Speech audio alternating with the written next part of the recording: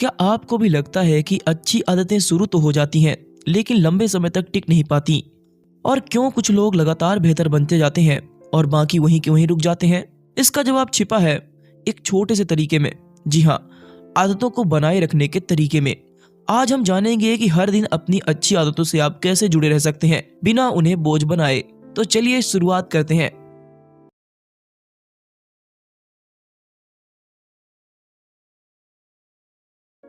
Atomic habits के episode 17 में आपका स्वागत है।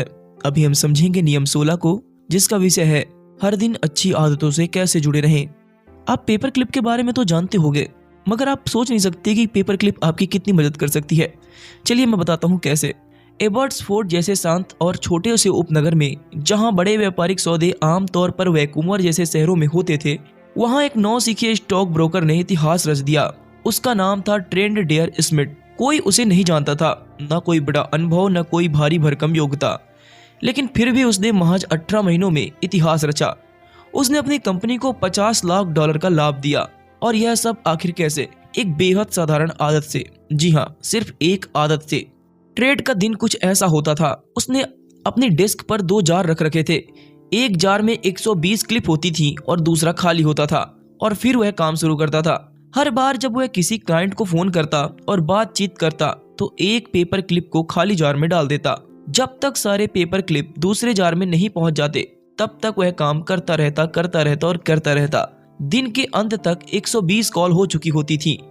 यह सिर्फ पेपर क्लिप को इधर उधर सरकाने का खेल नहीं था, यह प्रगति को देखने का खेल था। हर बार जब वह पेपर क्लिप को शिफ्ट करता था तो उसे एक महसूस होता था कि उसने कुछ किया है, और यही सफलता का कारण है।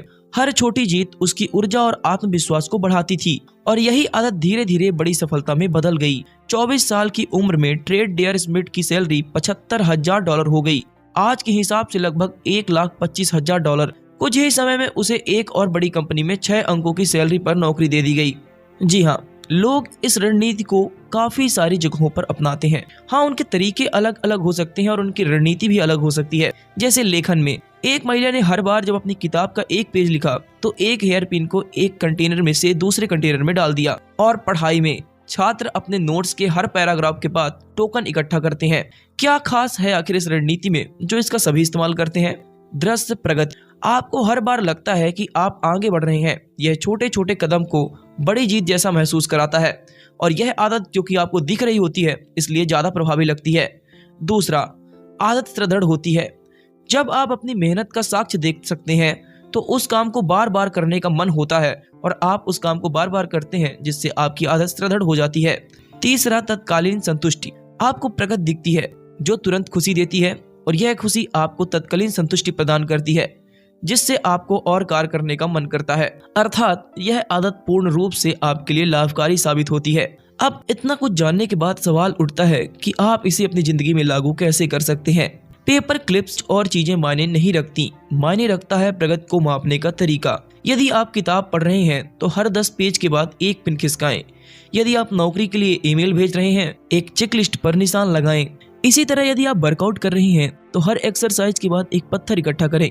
यह दिखने वाला माप आपकी आदत को मजबूत करेगा और आपको आगे बढ़ने के लिए जरूर प्रेरित करेगा। तो अगली बार जब आप कोई नया लक्ष्य तय करें तो खुद से एक बार जरूर पूछें कि आखिर मेरा पेपर क्लिप क्या हो सकता है। हर बार जब आप किसी आदत को निभाते हैं तो एक नया जोड़ बनता है, और धीरे धीरे यह कड़ी इतनी मजबूत हो जाती है कि इसे तोड़ना मुश्किल हो जाता है। यही है हैबिट ट्रैकर का जादू। जब आप कैलेंडर के हर उस दिन पर क्रॉस या निशान लगाते हैं जिस दिन पर आप अपनी आदत का पालन करते हैं, तो वह क्रॉस सिर्फ एक निशान नहीं रहता, बल्कि वह आपके छोटे छोटे प्रयासों का एक चमकता हुआ प्रमाण बन जाता है। जैसे जैसे आपके प्रयास बढ़ते हैं, यह कड़ी लंबी होती जाती है। और अब सोचिए, क्या आप सचमुच उस कड़ी को तोड़ना चाहेंगे जिसे आपने इतनी मेहनत से बनाया है? शायद मेरा और आपका जवाब सेम हो सकता है, नहीं। कल्पना कीजिए आप एक जासूस हैं, लेकिन कोई और नहीं बल्कि खुद पर नजर रखने वाले जासूस। हर बार जब आप कैलेंडर पर एक्स का निशाना लगाते हैं या खाने की डायरी में एक आइटम लिखते हैं, तो आप सबूत जुटा रहे होते हैं। ये छोटे छोटे सबूत बताते हैं कि आप अपने लक्ष्य की ओर बढ़ रहे हैं या नहीं। अब यहाँ मजेदार बात यह है, हैबिट ट्रैकिंग खुद को धोखा देने से बचाने का जादू है। हम अक्सर मान लेते हैं कि हम बढ़िया काम कर रहे हैं, लेकिन क्या वास्तव में ऐसा है? पता नहीं। मगर जब आपके सामने ठोस सबूत होते हैं, जैसे कि एक खाली कैलेंडर या अधूरी लिस्ट, तो आप अपनी सच्चाई से भाग नहीं सकते। शोध भी यही कहता है, खाने का रिकॉर्ड रखने वाले लोग उन लोगों से 2 गुना वजन घटा सकते हैं जिन्होंने ऐसा नहीं किया। यह क्यों काम करता है? क्योंकि जैसे ही आप ट्रैक करते हैं तो आपकी आदत को निभाने की तीव्र इच्छा बढ़ जाती है। यह सच्चाई का आईना है। बस सवाल यह है कि क्या आप इसे देखने के लिए तैयार हैं? सोचिए, हर एक्स जो आप कैलेंडर पर लगाते हैं वह आपकी प्रगति की छोटी सी ट्रॉफी है। हैबिट ट्रैकिंग आपकी मेहनत को देखने योग्य सफलता में बदल देती है। सबसे खास बात यह है कि यह बुरे दिन में भी काम करती है। जब आप हार मानने के करीब होते हैं तो ट्रैकर पर देखी गई इस प्रगति की लंबी लाइन आपको रुकने नहीं देती। यानी कि आप कैलेंडर में निशान लगा रहे होते हैं तो यह निशान आपको गर्व महसूस कराते हैं, और यह गर्व आपको पीछे मुड़ के देखने नहीं देता, क्योंकि हर खाली बॉक्स आपको एक नई शुरुआत करने का मौका देता है, और हर भरा हुआ बॉक्स कहता है तुम यह कर सकते हो। बस इसी तरह हैबिट ट्रैकिंग एक खेल बन जाती है जिसे आप हर दिन जीतना चाहते हैं। कल्पना कीजिए, आपकी आदतें एक बोट हैं। हर बार जब आप ट्रैक करते हैं, आप उस व्यक्ति के लिए बोट डालते हैं जो आप बनना चाहते हैं। हर एक्स, हर नोट, हर रिकॉर्ड आपकी मेहनत का प्रमाण होता है। लेकिन ट्रैकिंग कभी कभी भारी लग सकती है ना? तो इसे आसान बनाइए। पहला, इसे स्वचालित करें। फिटबिट कदम गिन लेता है, क्रेडिट कार्ड खर्च ट्रैक कर लेता है, बस समय समय पर इसकी समीक्षा करें। दूसरा, कम करें। एक बार में बस एक आदत ट्रैक करें, 10 नहीं। तीसरा, तुरंत लिखें। कॉल खत्म, एक पेपर क्लिप हटाएं, सेट पूरा, वर्कआउट नोट करें। मतलब कोई भी काम करने के बाद उसे तुरंत नोट करें, या उसके लिए कुछ न कुछ चीजें यहाँ से वहाँ आप कर सकते हैं, क्योंकि ट्रैकिंग न केवल प्रगति दिखाती है बल्कि आपको ईमानदार भी रखती है। कुछ हफ्तों तक इसे आजमाइए, आपको एहसास होगा कि आपका समय और प्रयास कहाँ जा रहा है, और फिर इसे बेहतर बनाना आपके हाथ में होगा। बस याद रखें, जब कड़ी टूटे तो वापसी की योजना तैयार रखें। तो चलिए आपको बताते हैं कि जब आदत छूट जाए या टूट जाए तो किस तरह तत्काल उसे प्राप्त करें। यह सच है कि हम सभी के जीवन में बाधाएं आती हैं, लेकिन सफलता तब मिलती है जब हम हर बार वापसी करने का विकल्प चुनते हैं। एक दिन की चूक से घबराएं नहीं, बल्कि उसे जल्दी से ठीक करें। 2 चूकों का मतलब है कि नई आदतों की शुरुआत हो सकती है। कभी भी 2 बार चूक मत करो। एक गलती स्वाभाविक है, लेकिन 2 बार की चूक नई आदत की शुरुआत हो सकती है। आदत में लचीलापन और निरंतरता रखें। जब जीवन में बाधाएं आएं तो छोटे कदम उठाकर आदत बनाए रखें, चाहे वह वर्कआउट हो, आहार हो या अन्य अभ्यास। और एक बात और याद रखें, बुरा दिन भी जरूरी होता है। बुरे दिनों पर छोटी कोशिशें आपकी निरंतरता और पहचान को बनाए रखने में मदद करती हैं। महत्वपूर्ण यह नहीं है कि आप हर बार कितना करते हैं, बल्कि यह है कि आप वो व्यक्ति हैं जो आदतों को नहीं छोड़ते। इन सब बातों का ध्यान रखते समय मापन के सही तरीके पर ध्यान जरूर दें। एक बार की बात है, एक रेस्टोरेंट के मालिक ने अपने शेफ की काबिलियत को आंकने का तरीका खोजने का प्रयास किया। उसने सोचा, अगर ग्राहक भुगतान कर रहे हैं और रेस्टोरेंट लाभ कमा रहा है तो खाना अच्छा होना चाहिए। लेकिन फिर उसने देखा कि कुछ ग्राहक असंतुष्ट होकर लौटते हैं, कुछ केवल छूट की वजह से आते हैं और कुछ शिकायतें दर्ज करवाते हैं। मालिक थोड़ा परेशान हुआ और उसने सोचा वह रोज ग्राहकों की संख्या और राजस्व को ट्रैक करता रहेगा, लेकिन यह स्पष्ट नहीं हो पा रहा था कि क्या समस्या है। तभी फिर से उसने सोचा, शायद मुझे यह देखना चाहिए कि कितने ग्राहक अपनी थाली पूरी खत्म कर रहे हैं। जो अपना खाना खत्म कर लेते हैं शायद वे खुश हों।